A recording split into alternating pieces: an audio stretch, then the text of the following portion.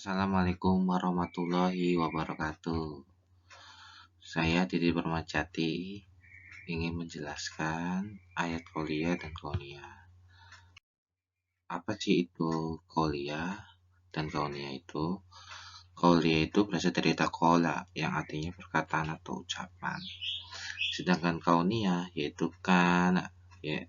adalah bukti.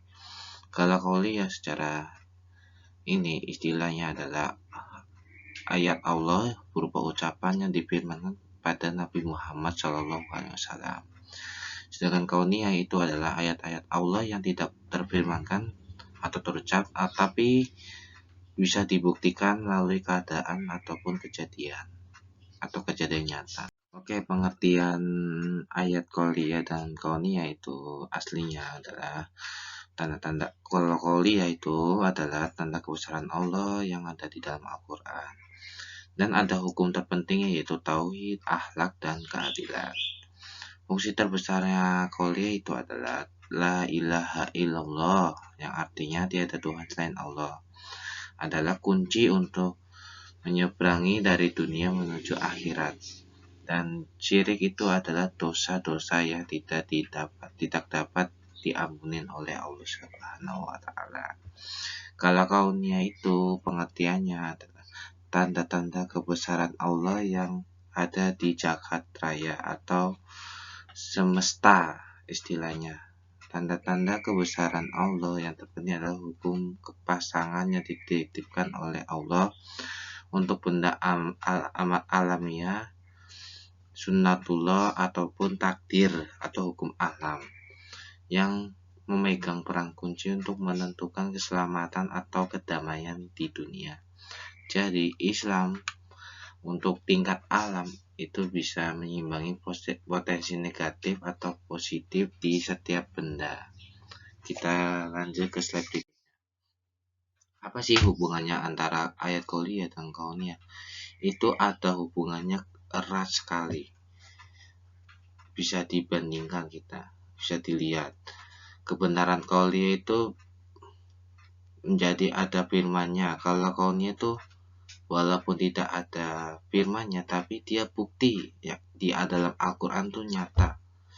Misal pembuktian atas kebenarannya ada di dalam Al-Quran dan atau ayat-ayat qauliyah. Nah, ayat-ayat kauniyah ini ya ditajar secara eksplisit yaitu dalam ayat qauliyah yaitu Al-Quran. Di dalam Al-Quran sudah ada proses pencipta manusia, alam semesta, keadaan langit dan bumi, gunung-gunung, laut, manusia, hewan, tumbuhan, dan sebagainya.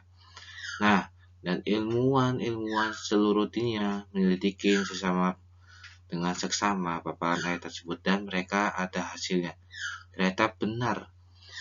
Ilmuwan itu percaya walaupun hukum alam itu terdapat di Al-Quran dan Al-Hadis. Nah, ini ayat-ayat qauliyah dan kauniyah. Ayat qauliyah itu terdapat di surah Al-Alaq ayat pertama yang berbunyi Iqra bismi rabbikal ladzi khalaq. Artinya, bacalah dengan menyebut nama Tuhanmu yang menciptakan.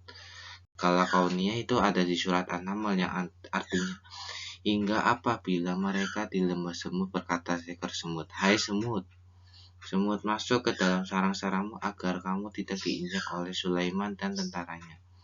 Sedangkan mereka tidak menyadari. Oke, contoh nyatanya qauliyah itu yaitu merupakan ucapan langsung yang difirmankan oleh malaikat Jibril.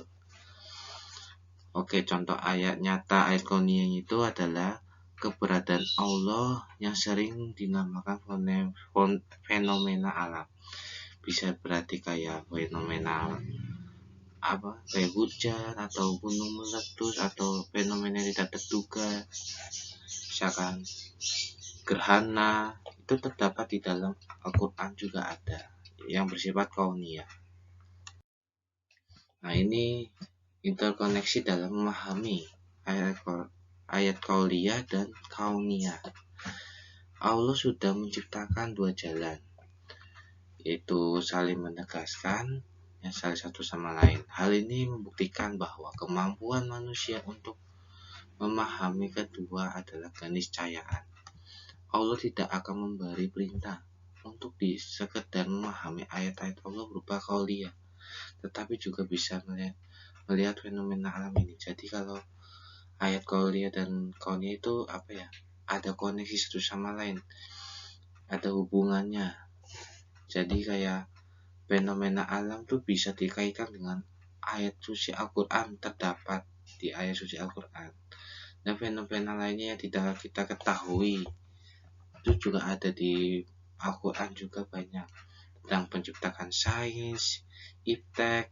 Nah itu ada biasanya di dalam Al-Quran. Teknologi zaman sekarang ini juga ada banyak di dalam Al-Quran. Oke, terima kasih untuk presentasi saya hari ini. Mohon maaf jika ada kesalahan dari ucapan ataupun dalam penulisan. Sekian, wassalamualaikum warahmatullahi wabarakatuh.